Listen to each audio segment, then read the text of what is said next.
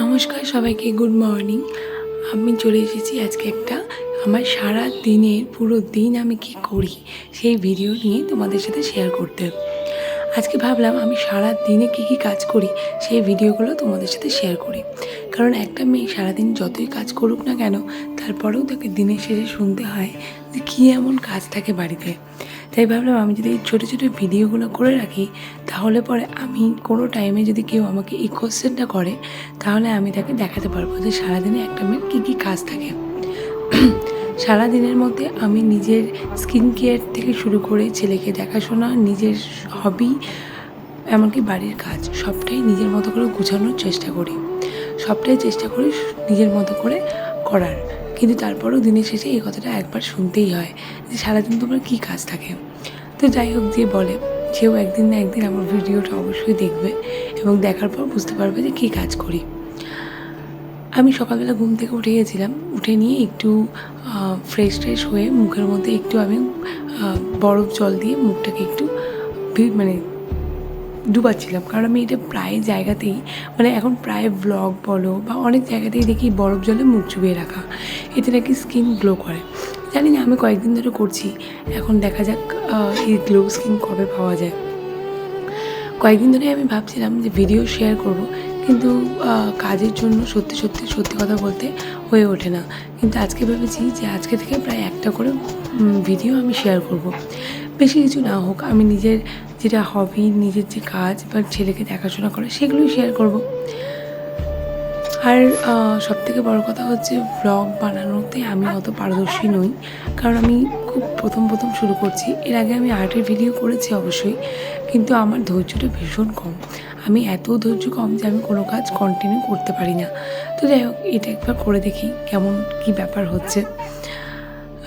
আমি সকালবেলা ঘুম থেকে উঠে ওকে ফ্রেশ করে আগে আমি একটা ডায়েরির মধ্যে কিন্তু লিখে নিয়েছিলাম যে আজকে সারাদিন কী করব।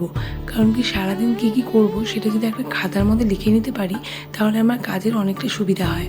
তো লিখে নিয়ে আমি রোদ্দুকে পাঠিয়ে দিয়েছিলাম স্নান করতে, আর আমি এদিকে ঘরগুলো পরিষ্কার করে নিলাম। ও সকালবেলা করে স্কুল যেতে এরকম অভ্যাস হয়ে গেছে, ও সকালে ঘুম থেকে উঠেই স্নান করে নেয়। তো যাই হোক, অভ্যাসটা ভালোই হয়েছে, কিন্তু যা গরম পড়েছে তবুও ওকে আমি বললাম যে যা স্নানটা করে নে, নাহলে ওর বিরক্ত লাগে নাকি সকালে উঠে স্নান না করলে। এখন গরমের ছুটি পড়েছে, তো স্কুল বন্ধ আছে, তারপরেও এই অভ্যাসটা রেখেছে।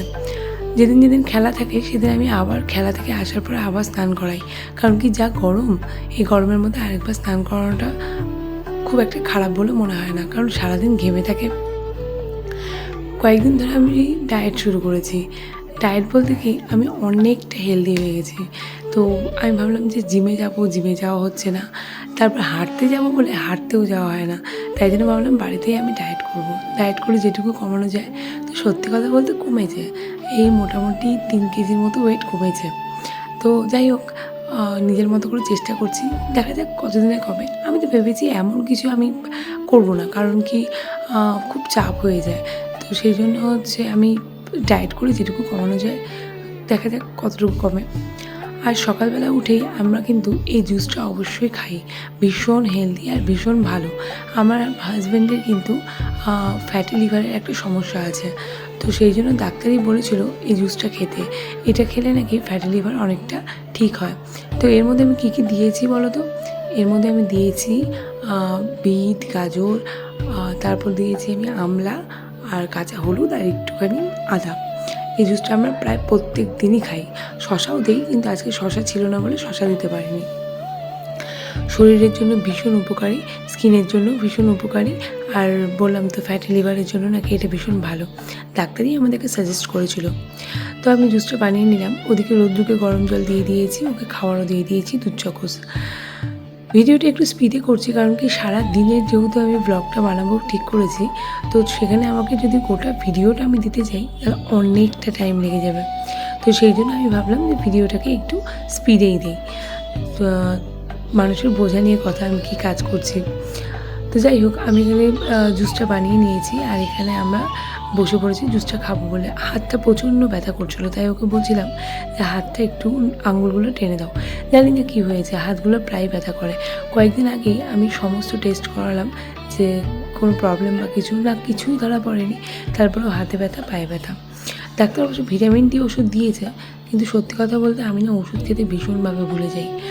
তো যাই হোক, আজকে বেশি কিছু রান্না নেই। আজকে ডিমের ঝোল করব সোয়াবিনের মধ্যে দিয়ে, আর ডাল করব। কারণ কি আগের দিনে রান্না কিছুটা আছে। এত রান্না করলে গরমের মধ্যে কেউ খেতেও চায় না, আর রান্নাগুলো না থেকে নষ্ট হয়ে যায়। তো ওকে আমি এখন ব্রেকফাস্ট দিয়ে দিচ্ছি। আমি পাউরুটি, পিনাট বাটার দিয়ে পাউরুটি দিয়েছি, আর এখানে আমি ওকে আম কেটে দিচ্ছি একটা। যেহেতু এখন আমরা ডায়েটে আছি, আমটাও কিন্তু কম খাচ্ছি। কি বলবো, আর দুঃখের কথা, শুরুই করেছি ডায়েটটা এমন টাইমে যে এখন আমাদের আম খেতে গেলে ভাবতে হচ্ছে। তো আমি এখানে ফটাফট করে তরকারিগুলো কেটে নিচ্ছি। আর ওই যে বলে না, প্রথম ভিডিও বানালে যা হয়, আমি খেয়ালই করিনি যে আমার ফোনে চার্জ নেই। আমি ভিডিও বসিয়ে রেখেছি, রান্না করছি, এদিকে কিছুক্ষণ পরে দেখি আমার ফোনটা সুইচ অফ হয়ে গেছে। তাই আমি পুরো ভিডিওটা করে উঠতে পারিনি। অনেক দিনেরই শখ ছিল একটা ব্লগ ভিডিও বানাবো। আমার ওরকম ব্যাপার নেই যে আমি ভিডিও বানাবো। আমি ফেসবুকেও পোস্ট করি না, যাতে আমি চাই না আমার ভিডিও কেউ দেখুক, কারণ ওই লোকে হাজারটা কথা বলে, আমার না পছন্দ না। তো যাই হোক, কাজকর্ম শেষ হয়ে যাওয়ার পর আমি রোদ্দুকে পড়তে বসিয়েছিলাম। রোদ্দুর পড়াশোনা হয়ে যাওয়ার পর আমরা সবাই মিলে এখানে খেতে বসে পড়েছি। হ্যাঁ, আমরা দুপুরে খাওয়াটা কিন্তু একসঙ্গেই খাই। যেদিন রোদ্দুর স্কুলে থাকে সেদিন রোদ্দুরে আস্তে আস্তে অনেকটা দেরি হয়ে যায়, তখন আমরা তিনজন খেয়ে নিই। আর রোদ্দুর সকালবেলা যেহেতু খেয়ে যায়, তার জন্য ও দুপুরবেলায় এসে আর কিছু খেতে চায় না। তখন ওই দই, টক দই বা ফল এইসব কিছুই খায়। তো এখন আমরা যেহেতু ওর ছুটি, তো বাড়িতেই আছি, সেই জন্য খাওয়া দাওয়াটা কমপ্লিট করে নিলাম। ব্যাগটা নেই, ব্যাগটার মধ্যে সব জিনিস ঠিকঠাক আছে কিনা দেখে নে। ব্যাগের মধ্যে ঢুকা ব্যাগটা, ম্যাগটা জিনিস নেই, ম্যাগটা নিয়ে যা। আচ্ছা, এমনি যা, মাঠে মধ্যে করো। ব্যাগটাতে ঢুকাতে অসুবিধা হয় না, আবার তো নয়।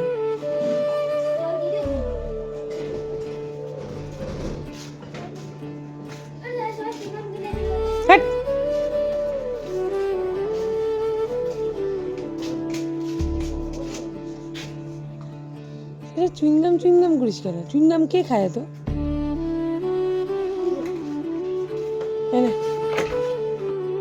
বিরাটের জার্সি।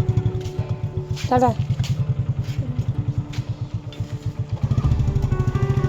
টাটা, বাই বাই, ভালো করে খেলবি।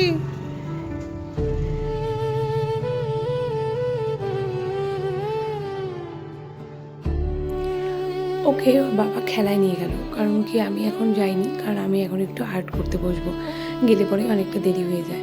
তো ওকে ওর বাবা নিয়ে গেছে খেলতে। তো ওখানে মোটামুটি 2 ঘন্টা টাইম লেগেই যায়। তো এখন আমি বসেছি একটু ড্রয়িং করতে, কারণ সারাদিনে আজকে সময় পাইনি। আর সারাদিনের মধ্যে আমি যদি একটু ড্রয়িং না করি, আমার ভালো লাগে না। তো আমি এখানে একটা ছবি এঁকেছি, তোমরা দেখে বলো তো ছবিটা বুঝতে পারছো কি না, কার ছবি। কারণ কি এই ছবিটার ডিমান্ড আমার অনেক দিন ধরেই ছিল। আমাকে আমার হাজব্যান্ড বলেছিল যে ওকে বানিয়ে দিতে, কিন্তু আমি সময়ের অভাবে করতেই পারি না। তো আজকে সেই জন্য নিয়ে বসেছি। সন্ধ্যা 6টা বেজে গেছে, 6টা বাজলে আমরা কিন্তু চা খেতে বসে পড়ি। তো চা খেতে বসে পড়েছি, আমরা খাচ্ছিলাম গ্রিন টি, আর ও খাচ্ছিল ব্ল্যাক কফি। তো চাটা খেয়ে এবার যাচ্ছি রোদ্দুরকে আনতে। এবার আমি যাচ্ছি, কারণ কি রোদ্দুর যেখানে খেলতে যায় সেই জায়গাটা অনেকটাই দূর, আর আমার বেশ ভালো লাগে, একটু বাইকে করে ঘোরাও হয়ে যায়। তো আমরা যেতে যেতে খেলা শেষ হয়ে গেছে, এই যে সব বাচ্চারা আসছে। তো ও অনেকটা দূরে আছে, ওকে ঠিক বোঝা যাচ্ছে না। তো ওই জন্য হচ্ছে খেলা শেষ হয়ে গেছে, একটু সন্ধ্যা ওয়েদার হয়ে গেছে। এখন তো গরমের টাইম, এখন অতটা অসুবিধা হয় না। এরপরে যখন শীতের টাইম চলে আসে, তখন খুব তাড়াতাড়ি সন্ধ্যা হয়ে যায়, তখন খেলতে আসাটা একটু অসুবিধা হয়ে যায়। সবাই চলে এসেছে, সব গার্জেনরা নিয়ে যাওয়ার জন্য। ওই যে আমার ছেলে আসছে দৌড়ে দৌড়ে। ভালো মতো আসতেই না, খুব সুন্দর উঠেছে। আর এখান থেকে যে নীল রঙের বিল্ডিংটা দেখা যাচ্ছে, সেটা কিন্তু আমাদের হসপিটাল। আমি চাঁদের ছবিটা নিতেই পারি, দেখো চাঁদটা কি সুন্দর।